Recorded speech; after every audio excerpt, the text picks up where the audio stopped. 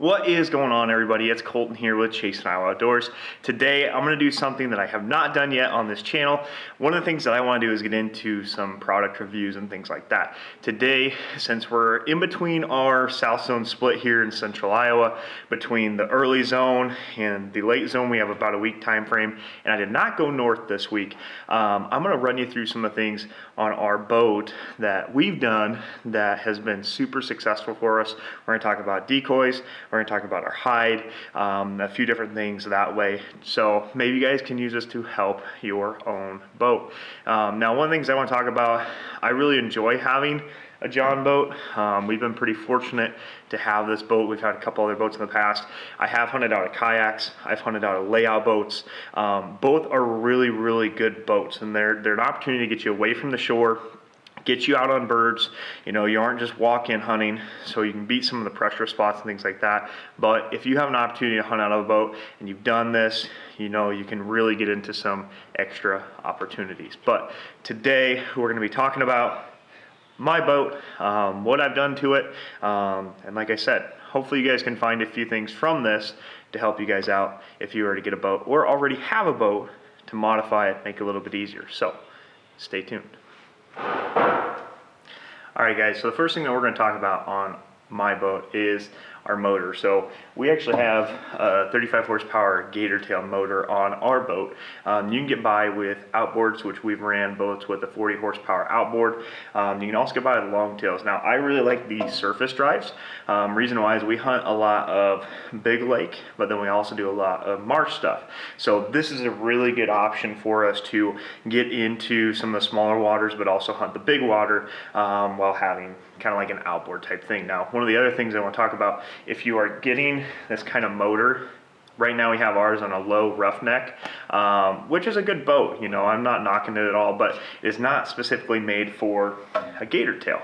So one of the things that we've done is, you can kind of see over here, I got my shock collar, all that stuff for Max over here, but we actually added pods, and these pods are there to help give you a little bit of extra flotation. Now, if you're on like an Excel boat, or if you're on a boat specifically made for a surface drive motor, I'd highly recommend that, because you get an additional hunt deck on the back here that's full of flotation. Okay, that gives us a little bit of lift out of the water. You'll really notice that if you're going on, like if you have heavy loads, things like that, that'd be a time where you'd really appreciate that. But since we added the pods, that's been a really good addition. Love the surface drive. We'll not have another boat without it. So that's tip number one. Understanding what conditions you have, where you're going to be hunting. If you're doing a lot of main lake, you can get by with the standard outboard. If you're hunting marshes and stuff, those outboards can suck up a lot of debris, things like that, where a mud motor, it's all air cooled, so you don't have to worry about that kind of thing. So that's tip number one. All right guys, so the next thing that I want to talk about with a hunting boat is, obviously you're going to have decoys. Now for me, I've got a mix of Avian X in the mallards of like the Top Flight Fusion package. I've got backwater, I've got things like that. If you guys have bought Avian X's or any decoy in general, these things are not very cheap, you know, and so one of the things that I wanted to do is prolong the life of the decoys. So the first thing that we had is, I bought this little Rogers. You can see that there.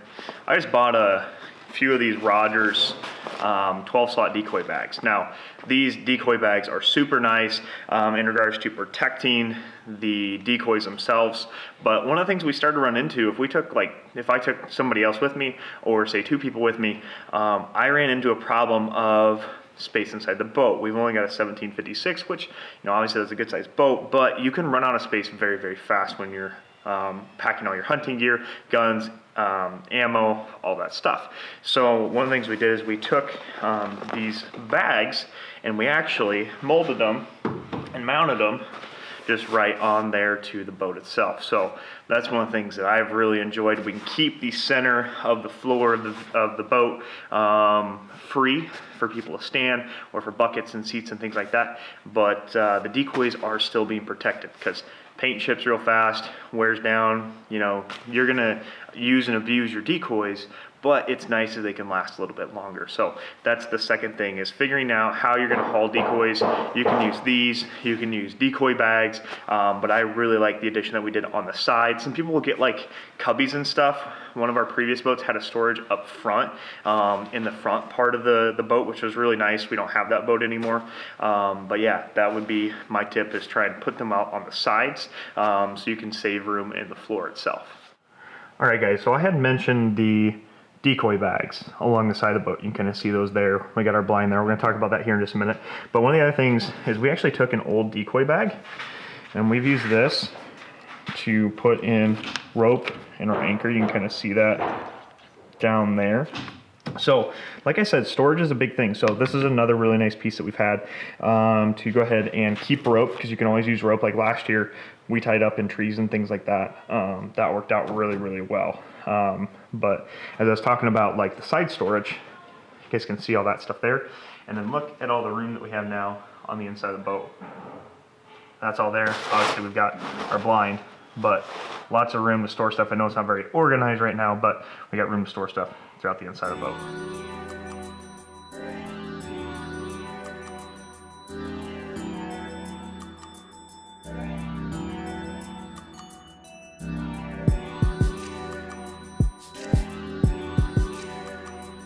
All right, as you guys can see, I've got the boat blind up here behind me. One of the things that I like that we've done is we've made our camo interchangeable. So that's one of the things I'm actually going to be showing you guys today, and why I kind of thought I'd make this video since I was already working on the boat. I figured I'd show you guys this. So this is our early season camos, like our teal hunting, you know, the first part of the opening season. Now that we're in here to kind of the mid part of October, we're going to change this out, and we actually have 3 different camos that we run. We run this green camo, we've got a kind of like a foxtail, and then we've got a darker red camo, reddish brown camo, that we can use later on in the year, like on the main lake, or if we're hunting areas a lot of bare dirt. So right now I've got the blind in the upright position.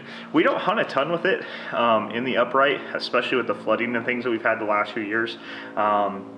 Typically we're hunting in our layout style, which I'll probably be posting a video on layout style versus upright in the future too. But right now it's an upright. We cover the whole front end of the boat with the trolling motor, all that, as well as all the way down and alongside the boat.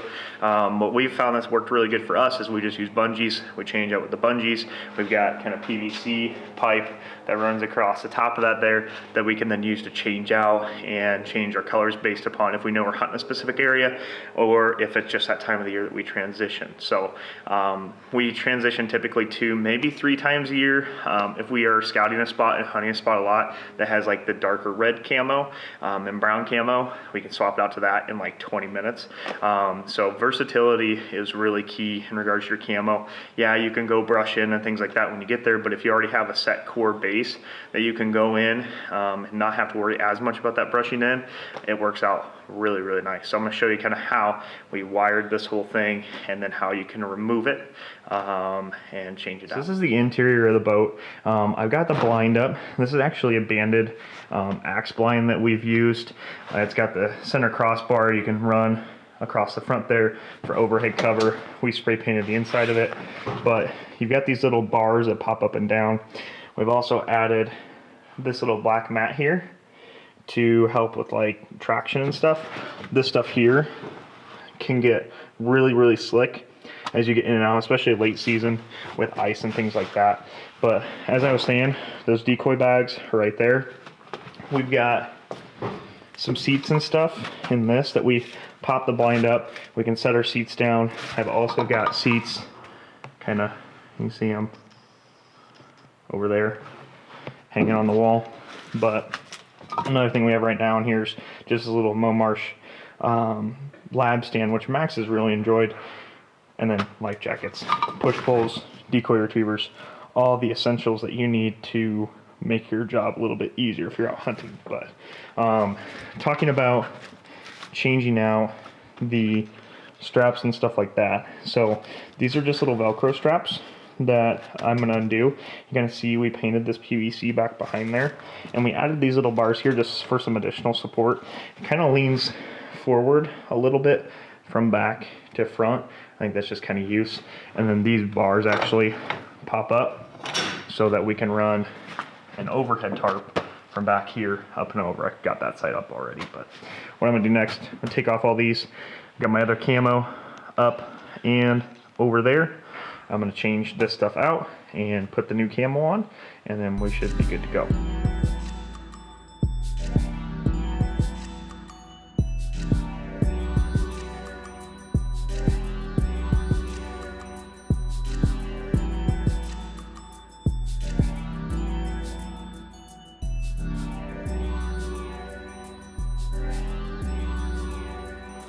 Alrighty guys, so look at that.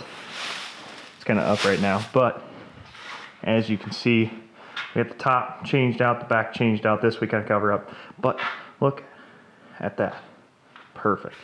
Nice little foxtail for this next week and probably the next couple of weeks before we change back to that stuff up there. But for now, we're gonna stick with that. So all right guys, well thanks for tuning in today. If you like the video, you like kind of the content, things like that, I plan on doing some more of these reviews down the road, tips and tricks on how I do things to help me hopefully shoot some birds this year. So if you like the video, hit that subscribe button, hit the like button, and we will see you next time. Thanks.